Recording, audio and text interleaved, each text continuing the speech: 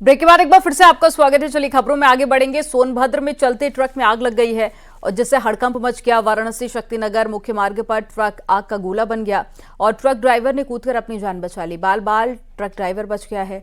Truck का cabin पूरी तरह से जलकर राख हो गया है। अनपरा पुलिस प्रशासन मौके पर पहुंची और पुलिस प्रशासन ने फायर ब्रिगेड की गाड़ी बुलाकर ट्रक में लगी आग पर कंट्रोल किया।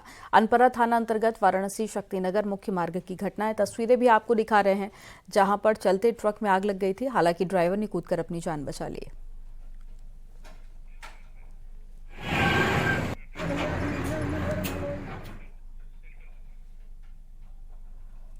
गाजीपुर पुलिस ने गांजा की बड़ी खेप पकड़ी है। 2 तस्करों को गिरफ्तार कर पुलिस ने 21 लाख रुपए का 84 किलो गांजा बरामद किया है। मामला जंगीपुर थाना क्षेत्र के नसीरपुर गांव का है। तस्करों में एक आजमगढ़ जबकि दूसरा गाजीपुर का रहने वाला है। पकड़े गए तस्कर असम से गांजा लाकर यूपी में सप्लाई करते थे और ट्रक में छुपाकर गांजा ले जा रहे थे।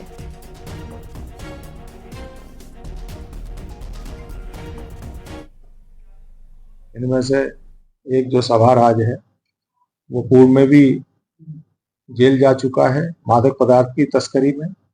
अभी कुछ दिन पहले ही हमारी स्वेट सर्विलेंस टीम और बहरियाबाद ने भी इनके एक सहयोगी को जेल भेजा था। उस समय ये भाग निकला था,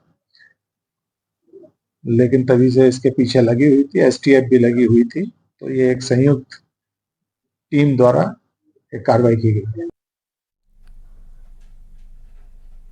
इलाहाबाद हाई कोर्ट में मथुरा की श्री कृष्ण जन्मभूमि और शाही ईदगाह मस्जिद विवाद को लेकर दाखिल याचिकाओं की पूछनेता को लेकर सुनवाई हुई।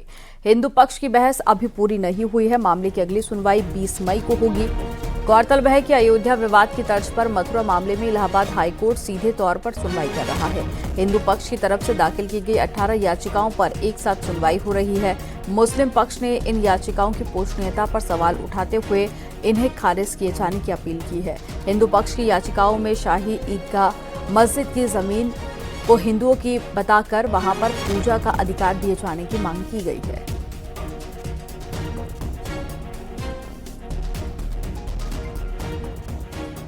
आज श्री कृष्ण जन्मभूमि और शाही ईदगाह विवाद को लेकर के उच्च न्यायालय इलाहाबाद में जो जन्मभूमि के बाबत केस चले उनमें सुनवाई हुई और जस्टिस मयंक जैन साहब की अदालत में उनकी विधिवत रूप से कल भी सुनवाई हुई थी, आज भी सुनवाई हुई, जिसमें कि हिंदू पक्ष के कारों ने हम कुछ लोगों ने अपने पक्ष रख दिए हैं, शेष पक्षकारों ने केस नंबर 14 और 15 में आज सुनवाई हुई। और कहीं न कहीं ये प्रश्न यहाँ पर ये भी उठता है कि जिन लोगों ने 7 रूल 11 की एप्लीकेशन लगाई है, इनका स्टेटस क्या है, ये लोग कौन है? ना तो इस प्रॉपर्टी में ये मालिक हैं न किराएदार हैं। ये अनावश्यक हिंड्रेंस करके पैदा करके उस प्रॉपर्टी को कब्जा के बैठे।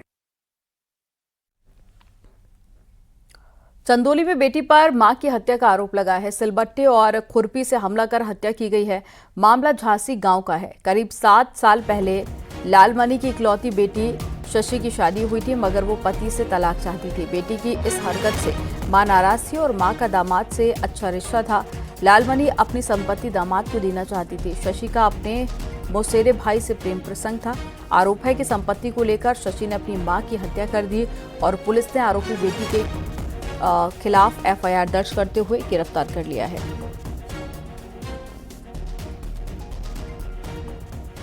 लालमणि मौर्य उम्री करीब 50 वर्ष की हत्या उनके घर में हो गई है। इस सूचना पर मौके का निरीक्षण किया गया तो देखने से प्रथम दृष्टया उनके सिर पर किसी भारी चीज़ से प्रहार कर ये घटना कारित की गई है। मौके पर फोरेंसिक टीम और फील्ड यूनिट के द्वारा साक्ष्य संकलित किए जा रहे हैं। घटना के प्रत्येक पहलुओं के संबंध में जांच की जा रही है। हरदोई में शातिर चोरों का कारनामा सीसीटीवी कैमरे में कैद हो गया। 3 युवक टेंट हाउस के पाइप चुराने की फिराक में थे, लेकिन मोहल्ले वालों के शोर मचाने के बाद में तीनों भाग खड़े हुए। क्या है ये पूरा मामला, रिपोर्ट में आपको दिखाते हैं।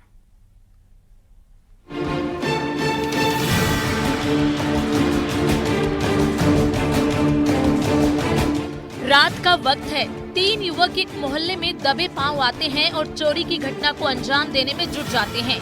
इनके हाथ में लोहे के पाइप हैं जिनकी चोरी की जा रही है। वो गली के रास्ते होते हुए भागने की कोशिश करते हैं, लेकिन मोहल्ले वालों को इनकी हरकत का पता चल गया। मोहल्ले के कुछ लोग इन्हें पाइप चुराते हुए देख लेते हैं।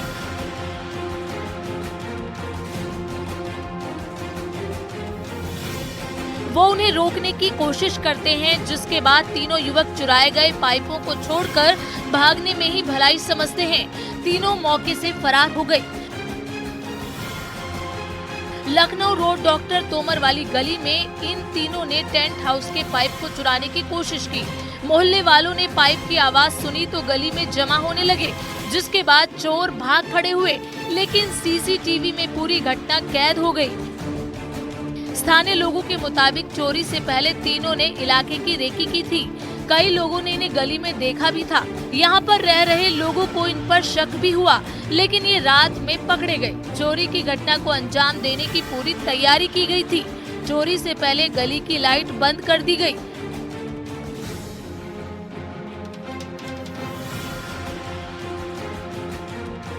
स्ट्रीट लाइट बंद होने पर कुछ लोग अपने घर से निकले तो देखा 3 चोर पाइप लेकर जा रहे हैं। जब तीनों से पूछा गया तो उन्होंने बताया कि दूसरी जगह पाइप मंगवाए गए हैं।